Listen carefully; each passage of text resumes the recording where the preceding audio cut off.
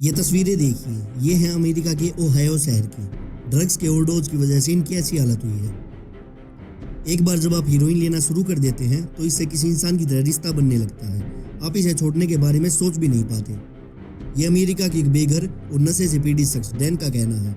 नशे की लत की ये कहानी किसी एक डैन की नहीं, बल्कि अमेरिका में ऐसे लाखों डैन हैं। ये नशे के बिना अपनी जिंदगी के बारे में सोच भी नहीं पाते। अमेरिका में 2022 में 1 लाख से ज्यादा लोगों ने ड्रग्स के ओवरडोज से अपनी जान गंवा दी। इतना ही नहीं, नशे की वजह से अमेरिकी लोगों की औसतन उम्र 2 साल तक कम हो गई है। दुनिया के सबसे पावरफुल देश की इस हालत का जिम्मेदार कौन है और अमेरिका में नशा कैसे एक महामारी बना, आइए जानते हैं हमारे साथ इस वीडियो में।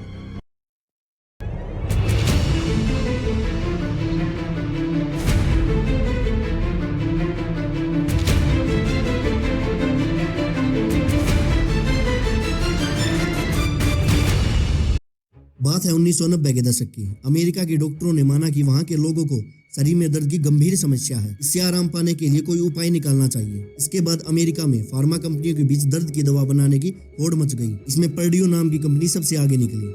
इस दवा को बनाने में डॉक्टर रिचर्ड सैकलर ने अहम भूमिका निभाई। वो इस कंपनी के कई मालिकों में से एक थे। इनकी कंपनी ने जो दवा बनाई उसका नाम था ऑक्सीकॉन्टिन। दवा बनाने के बाद पर्ड्यू कंपनी ने ऑक्सीकॉन्टिन का ट्रायल 15 जून 1993 से 15 अप्रैल 1994 तक किया। इस ट्रायल में 133 उम्रदराज लोगों को शामिल किया गया, जिन्हें घुटनों और जोड़ों में दर्द की समस्या थी। इस ट्रायल को केवल 63 लोग ही पूरा कर पाए। इनमें भी 82% लोगों को कई तरह के साइड इफेक्ट हुए। इसके बावजूद खतरे को नजरअंदाज करके कंपनी ने बताया कि ये दवा लंबे समय के लिए दर्द दूर करने में सक्षम है। इसके बाद मार्केटिंग टीम ने दवा को लोगों के बीच ले जाने के लिए 500 डॉक्टर्स के साथ मीटिंग की। इनमें से 76% डॉक्टर दवा के इस्तेमाल के लिए राजी हो गए। इसके बाद दवा को मार्केट में उतार दिया गया। न्यूयॉर्क टाइम्स की रिपोर्ट के मुताबिक रिचर्ड सैकलर ने दवा को प्रमोट करने के लिए बड़ी बड़ी पार्टियां रखी। इस बीच कंपनी ने जेनेवा के एक मशहूर डॉक्टर पियरे डेयर को दर्द दूर करने की अपनी मुहिम से जोड़ा।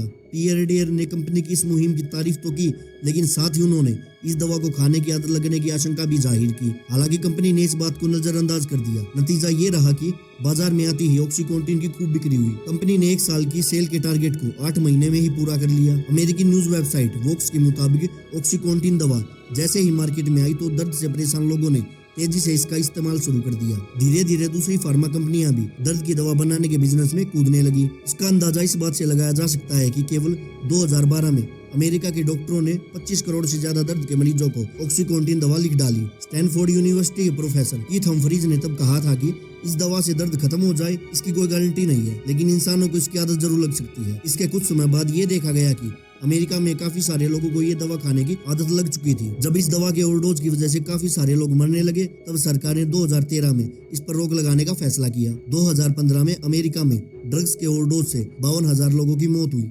ये आंकड़ा वहां सड़क दुर्घटना और मास शूटिंग में मरने वालों से भी कहीं ज्यादा था। 2015 में ड्रग्स से होने वाली मौतों का आंकड़ा 1995 में एड्स महामारी के दौरान होने वाली मौतों से भी कहीं ज्यादा था। अभी ये माना गया कि अमेरिका में नशा एक महामारी बन चुका है। इसे ओपियोइड क्राइसिस नाम दिया गया। इसके बावजूद जिन लोगों को ऑक्सीकॉन्टिन की आदत लग चुकी थी, उसे चोरी छिपे इस्तेमाल कर रहे थे। जब इन्हें यह दवा मिलनी बंद हो गई तो इसकी जगह वो अफीम, हीरोइन और खतरनाक ड्रग फेंटेनाइल यूज करने लगे। इस तरह अमेरिका में एक जनरेशन पूरी तरह नशे की चपेट में आ गई। ओपियोइड क्राइसिस के लिए अमेरिका में सैकलर परिवार को जिम्मेदार ठहराने के पीछे पहली मुख्य वजह तो यही है कि जिस पर्ड्यू कंपनी ने ऑक्सीकॉन्टिन दवा बनाई उसे चलाने वाले सैकलर परिवार के लोग थे। परिवार के कई सदस्य 2018 तक कंपनी के बोर्ड के मेंबर्स रहे। इन्होंने पेन किलर्स के नाम पर नशे की दवा बेचकर खूब मुनाफा कमाया था। 2007 में पर्ड्यू कंपनी से जुड़ी एक कंपनी पर धोखाधड़ी के आरोप लगे। इसके चलते उसे 50,000 करोड़ का जुर्माना देना पड़ा। इसके बाद अमेरिका के 23 राज्यों में सैकलर परिवार की पर्ड्यू कंपनी के खिलाफ झूठ बोलने और दवा की हकीकत छुपाने के लिए 2300 केस दर्ज किए गए। 2019 में सैकलर परिवार ने कंपनी को दिवालिया घोषित कर दिया। 2020 में अमेरिका की एक कोर्ट ने पर्ड्यू फार्मा को उसकी मार्केटिंग स्ट्रेटजी के लिए दोषी ठहराया। कोर्ट ने माना कि कंपनी ने यह बात छिपाई कि लोगों को इस दवा की नशे की तरह लत लग सकती है।